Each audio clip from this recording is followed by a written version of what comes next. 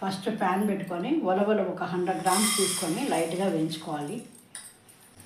ఉలవన్నీ వేపుకున్నాక బౌల్లో తీసేసుకొని మళ్ళీ ప్యాన్ పెట్టుకొని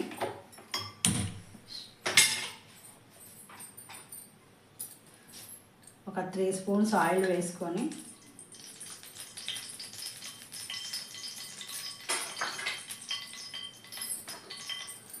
ఒక 12 ఎండుమిరపకాయలు వేసుకోవాలి.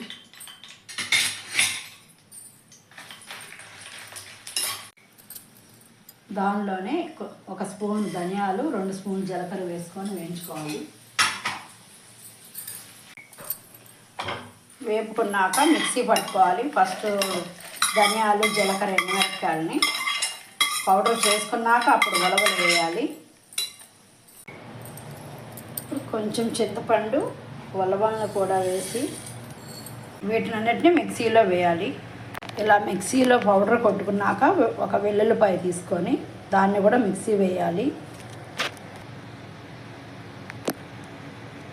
ఉలవలతో చేసిన కారపొడి రెడీ అయిపోయిందండి. ఇది ఇడ్లీల్లోకి, దోశల్లోకి, అన్నంలో కూడా చాలా బాగుంటుంది.